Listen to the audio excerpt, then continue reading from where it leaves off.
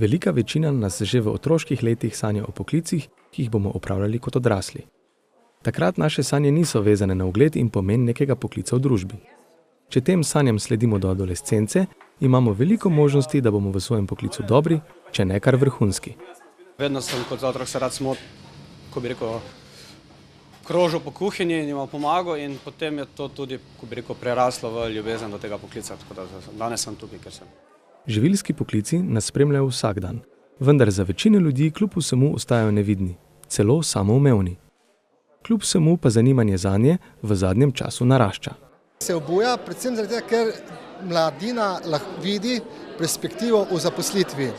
Zaposlitev je danes zelo pomembna in recimo, če pogledamo mesarsko branžo, lahko ugotavljamo, da mesarjev v našem rajonu in pa severovzhodni Sloveniji zelo primanjkuje. To je prva zadeva. Potem prav tako pekov, pa slaščičarjev. To so vsi trije deficitarni poklici, ki so danes na trgu zelo cenjeni. Trenutno se za živilske poklice izobražuje 360 dijakov na srednji šoli in 150 študentov na višji strokovni šoli. Ravnatelj Urih se ob pomoči države nadeja, da bo trend rasti zanimanja v letu 2018 enak ali celo višji, kot je bil v letu 2017. Imamo precej, kot sem že povedal, deficitarne poklice in država daje subvencijo, torej 100 evrov mesečne štipendije za dijake deficitarnih poklicov. Na ta način v bistvu nekako spodbujajo, da se mladi ukvarjajo z živilsko branžo in z živilsko kariero. Kljub povišanemu zanimanju za živilske poklice, ki ga izobraževalne ustanove beležijo v zadnjem času, družba včasih na njih še vedno gleda zviška. V zadnjem času pa so prav mediji poskrbeli, da so nekdaj marginalizirani poklici postali zanimivi. Sem začenjal jaz z svojo poklicno kariero, so me malo, dobesedno po strani malo gledali, takrat so sošolci, ko sem še bil pač mlad.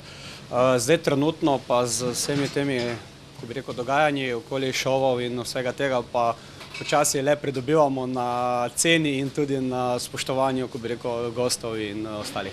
Družba pozablja tudi na spremembe, ki se dogajajo v živilskih poklicih, kar je lahko eden izmed razlogov nezanimanja za določeno stroko. Peki delajo polnoči in tudi podnevi. Ni več, da bi bilo samo nočno delo, delo poteka čez cel dan, tako da ni več tega mita, da bi bilo samo nočno delo. Ključnega pomena pri vseh poklicih, še posebej pri živilskih, je pomembno praktično znanje, ki ga izobraževalne ustanove premalo negujejo. Sicer pa naj bi bilo priložnosti za usvajanje praktičnega znanja pri nas dovolj. Če dovolj pogledaš je, odpirajo se, kulinarika se dviguje, se stopnjuje, vedno več je dobrih restavracij, vedno več se trudijo, tako da ni problema. Če želiš delati, če imaš željo, ni problem. Kuhar je zelo iskana, trenutno roba, zelo iskana, tako da brez skrbi. Veliko možnosti za zaposlitve v živilskih poklicih so predvsem na našem podeželju. Urih svetuje, da lastniki turističnih kmetij svoj kader usmerjajo v živilske poklice, ki prinašajo ogromno praktičnega znanja in predvsem možnosti samozaposlitve.